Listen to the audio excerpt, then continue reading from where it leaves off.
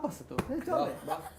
দারুণ দারুণ। ওফো, আজকে সবাইকে স্বাগত জানাচ্ছি আমাদের বিশ্বকাপ নিয়ে বিশেষ আয়োজন। আর্জেন্টিনা নাকি ব্রাজিল, এবং আমি তো আপনাদের সাথে আছি রাহেলা জ্যোতি, এবং বরাবরই আমার সাথে আছে দুজন, এবং ওনাকে তো চেনেনি। একদমই, আমি আর্জেন্টিনার সমর্থক আহমেদ রেজা, আমাদের সাথে একজন সমর্থক ব্রাজিলের কট্টর। আমিও কিন্তু সমর্থক, সমর্থক বলবো না, না ব্রাজিল, এই যে ব্রাজিলের জার্সি পরা। সো আপনাদের সবাইকে আমাদের জানাচ্ছি আজকে আমাদের অনুষ্ঠানে। এবং এটার একটা ঘটনা আছে দর্শক, মানে ব্রাজিলের সমর্থক আমাদের সোহাগ ভাই কট্টর ব্রাজিলের সমর্থক, আপনারা দেখতেছেন। বাট ব্যাপারটা হচ্ছে কি, কেন আসলে ব্রাজিলের সমর্থক, এই গল্পটা আপনাদেরকে বলি।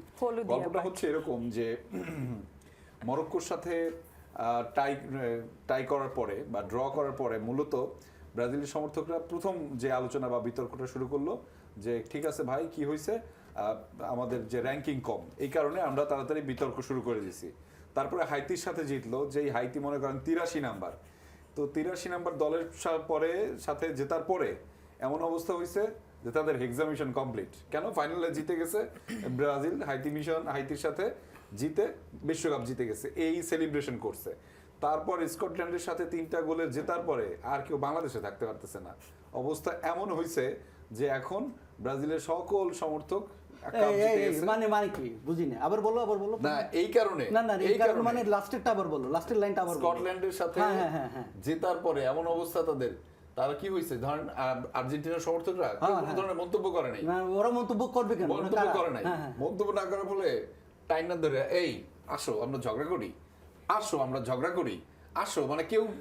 তারপর আবার বলে কি, কেউ কিছু সোশ্যাল মিডিয়াতে না লিখলে কি বলে শোনেন, বলে কি 4-5টা কত নীরব, দেখছো কোনো আওয়াজ আছে, মানে লিখলেও সমস্যা। লিখলে বলবে কি, এই দেখো স্কটল্যান্ডের পক্ষপাতিত্ব করে। আচ্ছা, তুমি কি একটা জিনিস খেয়াল করছো? তুমিও খেয়াল করছো যে আমি যে একটু একদিকে হেলা, আপনার তো তারার ভার, এই যে ভার, এই ভারটা তো সবাই নিতে পারে না, ঠিক আছে? একদমই তাই। বুকের বাম পাশে আমার তো খুব লাগে একদম বাম পাশে ভার। আর একটা জিনিস মনে রাখবা, আপনি একটা কাজ করি, আপনার বাম পাশে যেহেতু ভার, হাতের ডান পাশে একটা 7 আপ ঝুলাই দিই, তাহলে দেখবেন যে একটা ব্যালেন্স আসছে। কিন্তু একটা 7 আপের ব্যাপারটা কিন্তু খারাপ না, ঠিক আছে? এখন দেখবেন না, একটা শরীরের মধ্যে একটা তজ্জা আসছে না, গরম একদম, এখন একটা ব্যালেন্স হচ্ছে, ব্যালেন্স মানে রাইট। 7 আপের কথা শুনলেই ভালো লাগে ব্যাপারটার ভিতরে, যে হাতের বাম পাশে ধরেন হচ্ছে গিয়ে 5টা তারা, মানে আমার তো মাঝে মধ্যে 7 আপ, হ্যাঁ, আর এক পাশে 7 আপ, দেখবেন যে একটা ব্যালেন্স। আমরা যখন হাঁটি ভারসাম্যপূর্ণ ব্রাজিলের সাপোর্টার, ব্রাজিলের সাপোর্টার, আমরা যখন হাঁটি তখন কিন্তু হালকা একটা একদিক কাত হয়ে হাঁটি। হ্যাঁ, বলতে পারো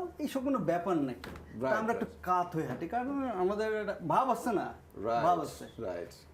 সবসময় আমি একটা কথা বলি যে আমরা যদি কেউ জিজ্ঞেস করে ভাই ব্রাজিল কেন করেন, প্রথম কথাই ভাই আমরা 5 বার বিশ্বকাপ জিতছি। তারপরে আরেকবার তুমি ভাই ব্রাজিল কেন করেন, বলবে যে 5 বার বিশ্বকাপ জিতছি। রাইট ভাই, ব্রাজিল কেন করেন, আমরা তো পেনাল্টিতে গোল দেই না। আরে ভাই, আমরা পেনাল্টি পাই, গোপন কথা বলি, আমরা পেনাল্টি পাই, হ্যাঁ, কিন্তু স্বীকার করি না। আবার কাজে লাগাইতে পারেন না, আবার ডি বক্সের মধ্যে তো যাইতেই পারেন না বল নিয়ে, তাহলে পেনাল্টি পাবেন কি? ডি বক্সের ভিতরে যাবো কিছুর জন্য? আমরা গোলকিপার হাতের বল থাকলে আমরা একদম লাইক ওই বল দিয়ে গোল দিব, ঠিক আছে? কেন করেন এই দল? না আমাদের মুরব্বিরা ভাই, কালকে আর্জেন্টিনা খেলা, এখনো সময় আছে, ফিরে আসেন ভাই, ফিরে আসেন।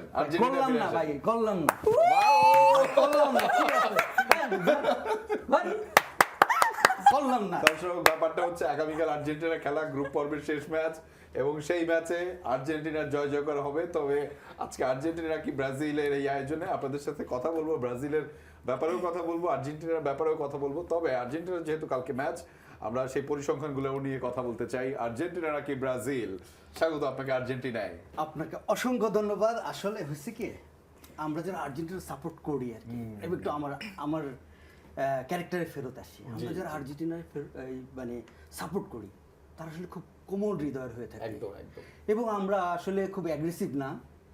ব্রাজিলের সাপোর্টাররা দেখবেন কি, ওই যে কিছু লোক আছে না, চিন্তাই করে পায়ে পাড়া দিয়া, পায়ে পাড়া দিলে ভাই, পায়ে পাড়া দিলেন কেন, তারপরে 10 থেকে 3-4 জন এসে যাবে, মানে আপনি একটা অসহায় হয়ে যাবে। ব্রাজিলের সাপোর্টার অনেকটা এরকম। হ্যাঁ, তো তাদের মন মানসিকতা একটু পরিবর্তন করার জন্য আমি মাঝে মধ্যে ব্রাজিলের সাপোর্টার হয়ে যাই। এবং আমাকে যখন কেউ বলে যে আপনি কেন ব্রাজিলের সাপোর্ট করেন, আমি বলি 5টা ওয়ার্ল্ড কাপ পাইছি, 5টা ওইভাবে না, 3+2 আর কি, মানে ঠিক আছে, 3টা টিনের 2টা ওয়ার্ল্ড কাপ আর কি। আর সেই সাথে আরেকটা একটু অ্যাডজাস্ট Sure, অ্যাড sure, করি, sure, সেটা হলো যে ওরা কথায় কথায় বলবে যে আর্জেন্টিনা ভাই আপনারা হাত দিয়ে গোল দেন, আমরা হাত দিয়ে গোল দেই, তোমরা মাথা দিয়ে গোল, তোমরা তো হাত দিয়ে গোল দাও না। সমস্যা হলো আমাদের হাত দিয়ে গোল দিলে যেটা হয় সেটা হলো হ্যান্ড অফ গড, Right. আর তোমরা হাত দিয়ে গোল দিলে হয় হ্যান্ড অফ ডেভিল, তোমরা খাও কার্ড। আর এটা নিয়ে তো আর আমাদের কিছু করার নাই, আর আমরা কি করতে পারি। তারপরেও ব্রাজিলের প্রতি সমবেদনা, কারণ কি 48টা দলের ভিতরে যে 47টা দল, মানে একটা তো ডিফেন্ডিং চ্যাম্পিয়ন আর্জেন্টিনা, এদের ব্যাপারে কোনো কথা বলে লাভ নাই। Right. বাকি যে 47টা দল, এটা ছোট হোক বড় হোক, সবই তো ওয়ার্ল্ড কাপ জিততেই আসছে। একদমই তাই। So, ব্রাজিল সেখানে আসলে সেখানে ওয়ার্ল্ড কাপ আসছে, জিতে আসছে। জিততে আসছে। So, মনোবাসনা থাকুক, এবং আমি হয়তো আজকে ব্রাজিলের পক্ষেই কথা বলবো। আপনি যেভাবে আর্জেন্টিনার ঢোল পিটাচ্ছেন, মনে হচ্ছে যে আমার আজকে ব্রাজিলের স্ট্যান্ডটা নেওয়াই উচিত। তবে ব্রাজিলের স্ট্যান্ডটা নেওয়ার আগে আপনাদের সবাইকে একটু জানিয়ে দিতে চাই দর্শক, আমাদের আগামীকাল ম্যাচ রয়েছে 6টা, আর্জেন্টিনার ম্যাচ সহ তো অবশ্যই, এবং 6টার ম্যাচের মধ্যে রাত 3টায় যে প্রথম খেলাটি রয়েছে পানামা এবং ইংল্যান্ড রাত 3টায়, একই সময় ক্রোয়েশিয়া এবং ঘানা রাত 3টায়। অর্থাৎ রাত 3টায় দুটি ম্যাচ রয়েছে, পানামা এবং ইংল্যান্ড, ক্রোয়েশিয়া এবং ঘানা রাত 3টায় অনুষ্ঠিত হবে। আমাদের দ্বিতীয় ধাপে যে ম্যাচগুলো রয়েছে সেটা হলো কলম্বিয়া পর্তুগাল ভোর ভোর 5টা 5:30 আর হলো গণতান্ত্রিক কঙ্গো আর উজবেকিস্তান ভোর 5:30টার সময়। মানে দুইটা ম্যাচই কিন্তু একই সময় হবে, যাতে ওই একজনের স্কোর আর একজন না জানতে পারে, বা ওই কনফিউশনটা যাতে তৈরি না হয়, right. এরপরে আছে হলো এর পরের যে ম্যাচটি রয়েছে সকাল 8টায়, সেটি হবে অনুষ্ঠিত হবে আলজেরিয়া এবং অস্ট্রিয়ার মধ্যে। অনুষ্ঠিত ম্যাচটি সকাল 8টায় অনুষ্ঠিত হবে, এবং আমাদের জন্য, বিশেষ করে আর্জেন্টিনার সাপোর্টারদের জন্য কালকে একটি কাঙ্ক্ষিত মোমেন্টাম তৈরি হবে। অর্থাৎ আর্জেন্টিনা এবং জর্ডানের মধ্যে যে ম্যাচটি অনুষ্ঠিত হবে সেটি সকাল 8টায় অনুষ্ঠিত হবে। মোট 6টি খেলা থাকবে, এবং 6টি খেলার প্রেডিকশন আমরা আমাদের এই আয়োজন থেকে করবো সোহাগ ভাই, অবশ্যই করবো, এবং সেখানে অবশ্যই আপনার করবো। সহযোগিতা দরকার। অবশ্যই। প্রথম যে ম্যাচটি অর্থাৎ পানামা এবং ইংল্যান্ড রাত 3টায় যে অনুষ্ঠিত হবে ম্যাচটি, সেই ম্যাচটির প্রেডিকশনটা কি হবে সেটা আমরা একটু দেখে নিতে চাইবো, এবং প্রেডিকশনটা করবো আমরা। মজার বিষয় হচ্ছে আমরা গত কয়েকদিন ধরে যে প্রেডিকশনগুলো করছি সেগুলো মিলে যাচ্ছে, ইভেন গতকালকেও যে প্রেডিকশনগুলো করেছিলাম সেইগুলোও কিন্তু আজকের খেলায় মিলে গিয়েছে। এবং যেটি আমরা বলছিলাম যে জার্মানি হেরে যাবে ইকুয়েডরের কাছে, আমরা এটা নিয়ে অনেক হাসাহাসি করছিলাম, সেটা ঘটে গেছে। এবং স্পেনের খেলার কথা ছিল গতকালকে, স্পেন খেলেছে, আমরা সেখানে স্পেনের বিরুদ্ধে যেই উরুগুয়ে ছিল প্রেডিকশনটা ছিল, স্পেন আমাদের সেখানে প্রেডিকশনটাও মিলে গিয়েছে। কেপ ভার্দের প্রেডিকশনটা গতকালকে আমাদের মিলে গিয়েছে। সো অনেক কিছু মিলে যাচ্ছে, which is positive of course. So let's see যে এবার আসলে আমাদের প্রেডিকশনটা কতখানি মিলে। আমাদের প্রথম ম্যাচে প্রেডিকশন করছেন সোহাগ ভাই, পানামা এবং ইংল্যান্ডের মধ্যে যে ম্যাচটি অনুষ্ঠিত হবে যে কোনো একটা নিবেন। আচ্ছা আমি এইটা নিই, ওকে,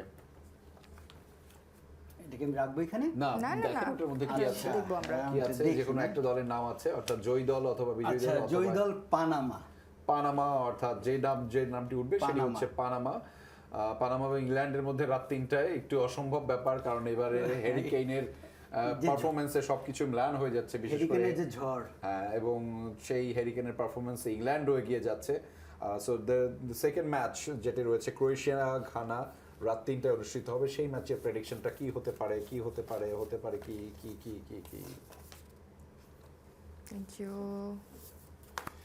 পারে দেখা যাচ্ছে যে জ্যোতি সবসময় না, draw না। ড্র তোলে, আজকে কি আবারও অবস্থা? ড্র যদি সবসময় ড্র করে ক্রোয়েশিয়া এবং যদি ঘানা সবসময় না। রাত 3টায় যে অনুষ্ঠিত হবে ম্যাচটি, সেটির ফলাফল আমাদের প্রেডিকশন বলছে ড্র। হতে পারে তুমি তুলতে হবে, হ্যাঁ, হ্যাঁ। তোমাকে তুলতে হবে। হ্যাঁ, এবং কলম্বিয়া এবং পর্তুগাল যে ম্যাচটি, CR7 এর যে ম্যাচটি, সেটি ভোর 5:30 অনুষ্ঠিত হবে। সেখানে আমি দেখা যাচ্ছে কি হবে, পর্তুগাল নাকি কলম্বিয়া, দেখা যাক ড্র না, ড্র খালি আমারই ওঠে। ড্র আমারই হলে আসে আসলে draw। ফলাফলটা কি হতে পারে, বিশেষ করে পর্তুগালের জন্য সেটি নিয়ে অনেক আসলে বিবেচনা রয়েছে। লেটস সি যে দেখা যাক, তারা ইতিমধ্যে জয়লাভ করেছে, তারপরেও ম্যাচটি ড্র হবে। আমাদের প্রেডিকশন বলছে গণতান্ত্রিক কঙ্গো অর্থাৎ ডিআর কঙ্গো এবং উজবেকিস্তান, সেটিও আমি তুলছি সেটিও আমি তুললাম।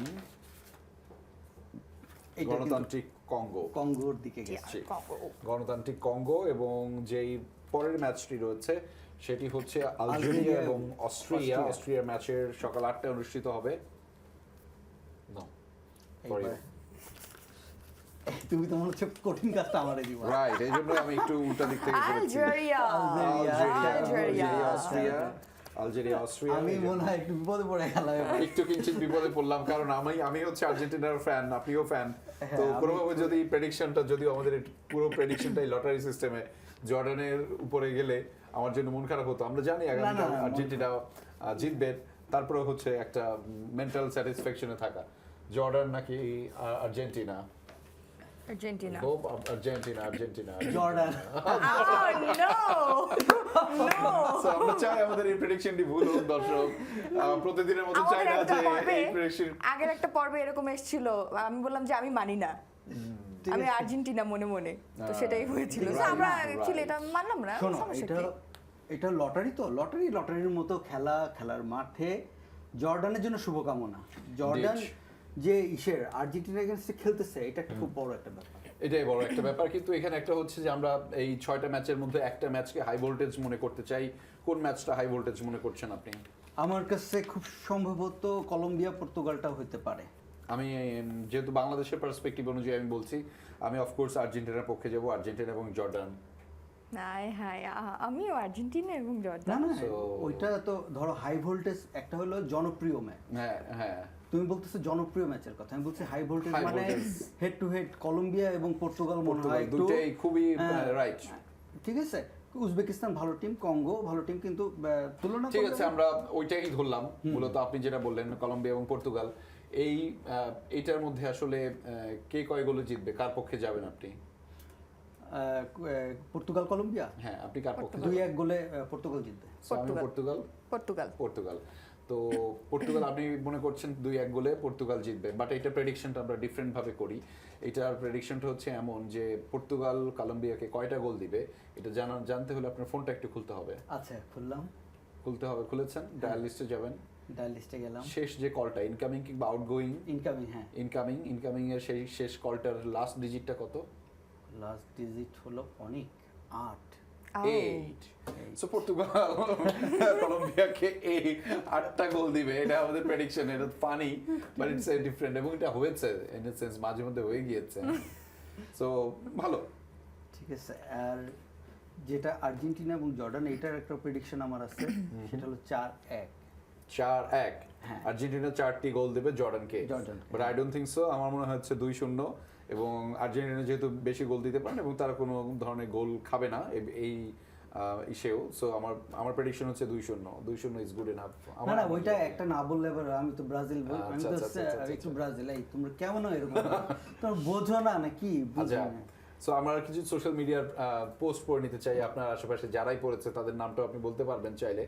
আমি কয়েকটা পোস্টে শোনাতে চাই। একজন লিখেছেন, আমি তার নামটা বলছি না, তিনি লিখেছেন, সোশ্যাল মিডিয়ার ফুটবল বিশেষজ্ঞদের দেখে যা বুঝলাম, জাপানকে হারতেই হবে ব্রাজিলের সাথে, আর কেপ ভার্দেকে জিততেই হবে আর্জেন্টিনার সাথে, তাহলেই প্রমাণ হইবে যে ফিফা নিরপেক্ষ। তো আরেকজন লিখেছে, স্পেন আর উরুগুয়ে ইচ্ছা করে কেপ ভার্দের সাথে ড্র করেছে। স্পেনে সব বার্সার প্লেয়ার, উরুগুয়ের কোচ আর্জেন্টিনার বিয়েলসা, বাকিটা আপনারা মিলায় নেন।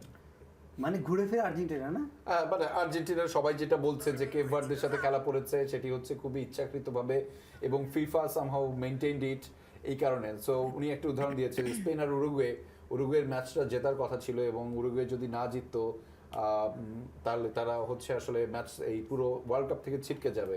সেই পরিস্থিতিতে তারা হেরে গিয়েছে, স্পেন জিতেছে, এবং এইটাকে ব্রাজিলিয়ান সাপোর্টাররা বলছে ইটস এ ম্যানিপুলেশন, এবং ম্যানিপুলেশনের কারণে তারা এই যে কেপ ভার্দে এসেছে আর্জেন্টিনার বিপক্ষে, হুইচ ইজ মানে টোটালি ফানি। রেজা, এই যে ব্রাজিলের সাপোর্টার যারা আছে,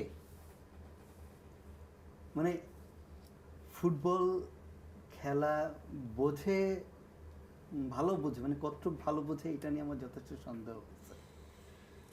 কারণ একসময় অনেকের মনে হতো যে ফিফা মনে হয় ব্রাজিলের, হ্যাঁ রাইট, ঠিক আছে, এখন তাদের সবার মনে হচ্ছে ফিফা মনে হয় আর্জেন্টিনার। রাইট। সো আমি কালকে রাতে ব্রাজিলিয়ান সাপোর্টারদের একটি মোনাজাতের ছবি দর্শক আপনাদেরকে দেখাতে চাই, অবশ্যই দেখাও দাও। এবং সেই ছবিটি হচ্ছে এরকম, যে এরকম একটা অবস্থায় রয়েছে ব্রাজিলিয়ান সাপোর্টাররা। কেন?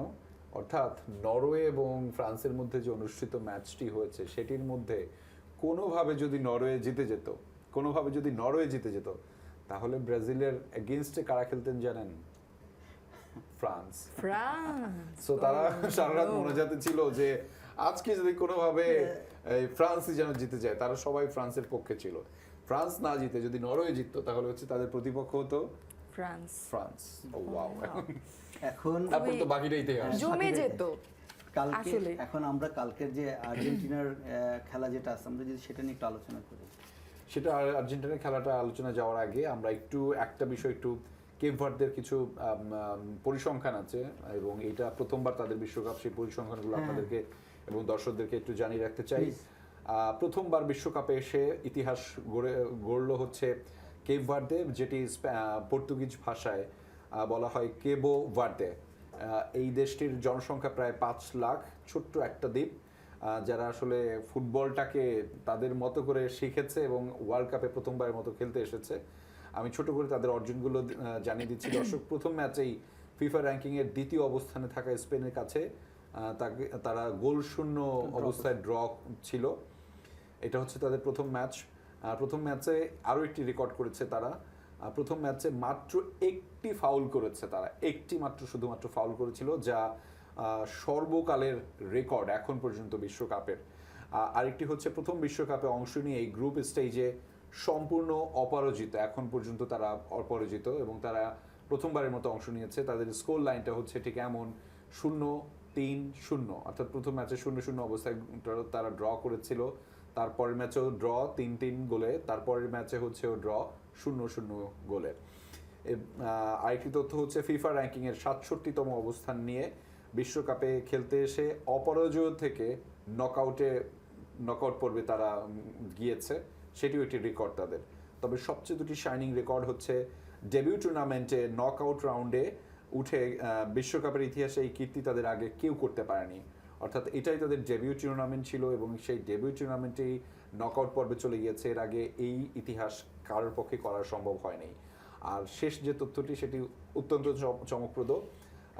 সবচেয়ে ছোট জনসংখ্যার দেশ হিসেবে বিশ্বকাপের নকআউটে পৌঁছেছে এই দেশটি, অর্থাৎ মাত্র 5 লাখ মানুষের একটি দেশ এবং সেরকম দেশ থেকে একটি ফুটবল খেলতে আসা কান্ট্রি তারা প্রথমবার এসেই নকআউট পর্বে চলে গিয়েছে, যাদেরকে বলা হয় ব্লু শার্কস। জি, আগামীকালকের ম্যাচ নিয়ে কথা বলছিলেন। না, আগামীকালকে ম্যাচ আর্জেন্টিনার খেলা। আর্জেন্টিনা আসলে প্রত্যেকটা ম্যাচ সাজায় হলো দল বাই দল, রাইট। ঠিক আছে, কোন দলের এগেনস্টে আমরা খেলতেছি সেটার উপরে ডিপেন্ড করে তারা ওইভাবেই সাজায়। কোথায় তাদের অ্যাগ্রেসিভ খেলতে হবে, কোথায় তাদের ডিফেন্সিভ খেলতে হবে, কোথায় তাদের মিডফিল্ডকে কীভাবে সাজাইতে হবে, কীভাবে মেসিকে কোথায় ফ্রি করতে হবে, মেসি কোথায় 9 নম্বরে খেলবে, কোথায় 10 নম্বরে খেলবে, এটা ডিপেন্ড করে হলো দলের উপরে।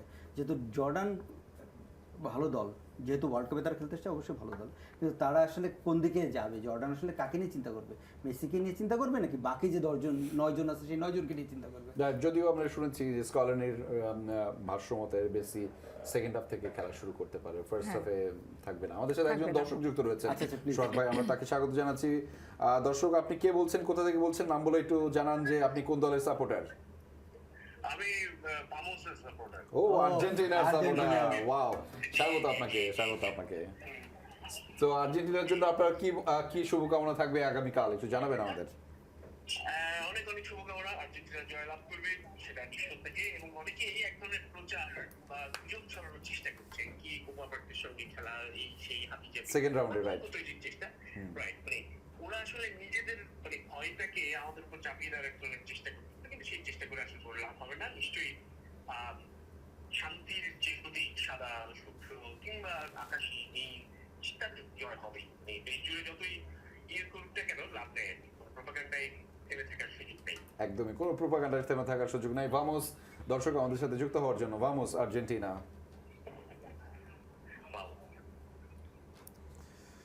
যারা ফোন করছেন তারা অনেকটা সময় আর্জেন্টিনার সাপোর্টার, ভালো লাগছে অবশ্যই ইনডিড। সো সোহাগ ভাই, আপনি কি কিছু অ্যাড করতে চান? না, অ্যাড করার কিছু নাই, এখানে হলো আমি সবসময় যে বললাম না, যারা আর্জেন্টিনা সাপোর্ট করি যারা, তারা আসলে একটু নরম স্বভাবের, তো তারা আসলে অ্যাগ্রেসিভ না। সো এই যে ব্রাজিলের পক্ষ হয়ে আমি তোমাদের প্রথমে ব্রাজিল সোশ্যাল মিডিয়ার কোনো তথ্য কি আপনি জানাতে চান আমাদের? না, সোশ্যাল মিডিয়ার কোনো তথ্য, কারণ আমি একটা কিছু না মনে করলে একটা কথা বলি আর কি। প্রথম ম্যাচ যখন আর্জেন্টিনা জেতে, তখন আমি একটা স্ট্যাটাস দিচ্ছিলাম, দিয়ে ঘুমায় গেছি। স্ট্যাটাসটা এইটা এরকম লিখছি যে গাধাদের সাথে আমি তর্ক করি না। ঠিক আছে, এইটা লিখে আমি ঘুমায় গেছি। এখন সমস্যা হলো যে এটা লেখার পরে 3-4 জন ওইটার নিচে আবার কমেন্ট করতেছে। আচ্ছা। তারা আবার ব্রাজিলের বিভিন্ন, আমি কই, ভাই আমি তোমাদের কিছু বলি নাই, মানে আমি তো কিছু বলি নাই, সেখানে তোমার কেন এত কিছু দিতে হবে কেন? এবং আরেকটা মজার কথা, আর্জেন্টিনা ব্রাজিল নিয়ে এত কথা হয়, লাস্ট যে ম্যাচটা আর্জেন্টিনা ব্রাজিলের হয়েছে সেটার ব্যাপারে কি তো রেজাল্ট কোনো আছে, রেজাল্ট জানা আছে? কোনটা?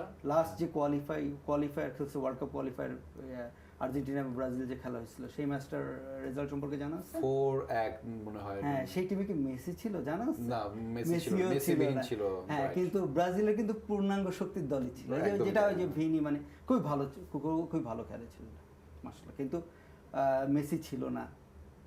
এখন দেখা যাক তারপরে আমি কেন একদমই তাই। আমরা চ্যাটজিপিটিকে একটা প্রশ্ন করতে চাই সোহাগ ভাই, সেটা Please. হচ্ছে যে মেসি আগামীকাল কয়টা গোল দিবে? আচ্ছা। চ্যাটজিপিটির প্রেডিকশন কি আছে সেটা আমরা একটু দেখে নিতে চাই এই মুহূর্তে। Searching the web. সে বলছে, চ্যাটজিপিটি বলছে, যদি ভবিষ্যৎবাণী করতেই হয় তাহলে বলবো 1 গোল। আচ্ছা। তবে বাস্তবতা হলো কেউ নিশ্চিত করে বলতে পারে না। আর একটি বিষয় হলো আর্জেন্টিনার কোচ লিওনেল স্কলানি জানিয়েছে যে আগামী ম্যাচে লিওনেল মেসি শুরুর একাদশে নাও থাকতে পারেন, তিনি বেঞ্চ থেকে নামতে পারেন, কারণ আর্জেন্টিনা ইতোমধ্যে নকআউট পর্ব নিশ্চিত করেছে এবং মূল খেলোয়াড়দের বিশ্রাম দেওয়ার পরিকল্পনা করছে। তাই আমার মজার ভবিষ্যৎবাণী হলো গোল একটি এবং অ্যাসিস্ট একটি। ম্যাচ শেষে আবারও ম্যান অফ দ্য ম্যাচ নিয়ে আলোচনা হবে এবং সেটি অবশ্যই লিওনেল মেসি। এখানে যেটা হচ্ছে যে তোমার আর্জেন্টিনার যে 5টা গোল তো মেসি দিছে এখন পর্যন্ত right? এখন পর্যন্ত, আমি সেটা বলতেছি। সো মেসি এখন যেটা করবে, আমার যেটা মনে হয় যে তার যে সারাউন্ডিং যারা আছে তাদের দিয়ে গোল করানোর একটা, যে চেষ্টা তোরা এবার করবে। তোরা গোল কর। আমি তো করছি, আমি যেখানে আছি ঠিক আছে, এবার তোরা কর। এবং সেই জন্য হয়তো চ্যাটজিপিটি ওইটা লিখছে যে অ্যাসিস্ট একটা, গোল একটা হয়তো সে করবে, অ্যাসিস্ট একটা করবে। সো আমরা কুইজে যাব। হ্যাঁ, হ্যাঁ, শুরুতেই জানাবো আমাদের আজকের কুইজ। বলটা দেখি। ওকে, কুইজ। ওকে দর্শক, শুরুতেই জানাবো আমাদের আজকের কুইজ। ফুটবল বিশ্বকাপের ইতিহাসে ম্যাচ পরিচালনা করা প্রথম মহিলা রেফারি কে ছিল? অপশনগুলো। স্টেফানি ফ্রাপ্ট, সরি আমার এই, তারপরে হলো টোরি পেনসো, কাতিয়া পার্সিয়া, গার্সিয়া, কাতিয়া সরি গার্সিয়া, আমার তো চশমা নাই। চশমা আছে, আচ্ছা। গার্সিয়া, আর হলো আলেহান্দ্রো হার্নান্দেজ। ইয়া। ভাই সো আমরা একটু জানিয়ে দিতে চাই আজকের কুইজটি খুবই কঠিন কয়েকটা নাম আছে। হ্যাঁ। আমি খুবই sorry। ইউরোপিয়ান বিশেষ করে ফুটবল বিশ্বকাপের ইতিহাসে ম্যাচ পরিচালনা করা প্রথম মহিলা রেফারি কে? স্টেফানি ফ্রাপার্ট, টোরি পেনসো, কাতিয়া গার্সিয়া, আলেহান্দ্রো হার্নান্দেজ। সো 4টি অপশন রয়েছে, এর মধ্যে কোনটি সঠিক উত্তর গুগল করে নিতে চাইলেও জেনে নিতে পারবেন। ফলে দেরি না করে টপ লিখতে থাকেন আমাদের এই আয়োজনের কমেন্ট বক্সে এবং সেখানে গিয়ে লিখুন আপনার উত্তর দিন, এবং আপনার উত্তরটি সঠিক হলে লটারির মাধ্যমে যে বিজয়ী হবেন তাকে আমরা তার নামটি ঘোষণা করবো আগামীকাল। তবে গতকাল যিনি আসলে কুইজ বিজয়ী হয়েছেন তার নামটি এবার জানানোর পালা। গতকালের কুইজ ছিল, তার আগে আমাদের গতকালের কুইজটা জানাবো। ফুটবল বিশ্বকাপ প্রথম টেলিভিশনে সম্প্রচারিত হয় কত সালে? আমাদের অপশন ছিল 1958, 1954, 1930, 1990। সো ফুটবল বিশ্বকাপের ইতিহাসে প্রথম টেলিভিশনে সম্প্রচারিত হয় কত সালে? সেটি 1958, 1954, 1930 এবং 1990। যে 4টি অপশন ছিল তার মধ্যে সঠিক উত্তর হচ্ছে 1954। সঠিক উত্তর হচ্ছে 1954। একদমই। অনেকেই আসলে সেই সঠিক উত্তরটি দিয়েছেন এবং তার মধ্যে থেকে একজনকে বিজয়ীর নাম ঘোষণা করতে হচ্ছে এবং সেটি লটারির মাধ্যমে। সে কিন্তু বাংলাদেশে থাকে না, এটা কিন্তু আমি বলে দিচ্ছি। সে কিন্তু বাংলাদেশ, মানে দুর্দান্ত, সে কিন্তু বাংলাদেশে থাকে না। আপনি আরেকটা ক্লু দিতে পারবেন যে সেই দেশ থেকে লিখেছেন, যে বাংলাদেশ থেকে কিনা থাকে না, তার মানে হচ্ছে বিদেশে থাকে এবং সেই দেশ যেখানে প্রধানমন্ত্রী কয়েকদিন আগে গিয়েছেন। হ্যাঁ, প্রধানমন্ত্রী এই তো কয়েকদিন আগে, 2-3 দিন আগে। রাইট। সো প্রধানমন্ত্রী কোন দুটি দেশে গিয়েছেন যেহেতু সে বিদেশে থাকে, রেভিডেন্স যোদ্ধা। স্বাগত আপনাকে মোহাম্মদ শরীফুল শেখ, যিনি সঠিক উত্তর দিয়েছেন মালয়েশিয়া থেকে, স্পেশালি কুয়ালালামপুর থেকে। এবং thank you so much Mohammad Shariful Sheikh, আপনার নামটি উচ্চারণ করতে পেরে ভালো লাগছে যে আপনারা প্রবাসে বসেও আমাদের এই আয়োজনগুলো দেখেন। আপনাদের এরকম সান্নিধ্য এবং এইরকম উৎসাহই আসলে আমাদের দিন শেষে অনেক বেশি চিল্লাচিল্লি বক বক বক বক করতে করতে সাহায্য আমাদের দেয়। এই চিৎকার চেঁচামেচি আপনাদের এত ভালো লাগে এবং সেই সাথে বিদেশ থেকে যে আপনারা যেভাবে আমাদের উৎসাহ দিচ্ছেন এটা আসলে খুবই গুরুত্বপূর্ণ একটা ব্যাপার। রাইট, সো নিশ্চয়ই ভামোস আপনি আর্জেন্টিনার সাপোর্টার, আমি জানি না, হতে পারেন, ব্রাজিলের হলেও কোনো সমস্যা নাই, দিন শেষে আপনি আমি ভাই ভাই। আর অবশ্যই। এই উৎসাহ থেকে আসলে বোঝা যায় যে ঝগড়া চলিতে থাকুক।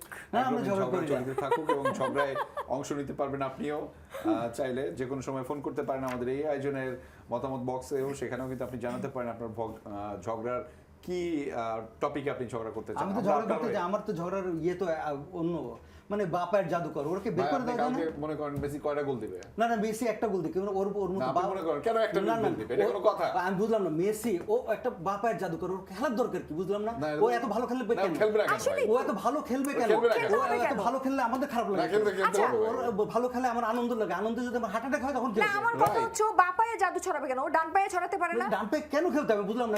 কেন বাম পায়ে না, না, কেন? আর ওর এই বিশ্বকাপটা ডান পায়ে কেন নয় খেলা কেন? দরকার? মানে কি কি বুঝলাম না, মানে ও তো বল নিয়ে দৌড়াবে কেন? ওর পায়ে পায়ে দিদি মানে একটু বাড়াবাড়ি। আমি বুঝি না এই তো বাড়াবাড়ি চলতে থাকুক এবং আপনারা আমাদের সাথে থাকুন, আপনারা আমাদের সাথে বাড়াবাড়ি চলতে থাকুক, আপনারা আমাদের সাথেই থাকুন, কোথাও যাবেন না। আচ্ছা আমরা অফ আর্জেন্টিনা নাকি ক্যামেরায় আমরা ব্রাজিলের আয়োজন ঝগড়াটা থেকে, কিন্তু right? continue অবশ্যই রাখতেছি। কন্টিনিউ করবো। ওকে ঠিক আছে। আজকের মতো বিদায়।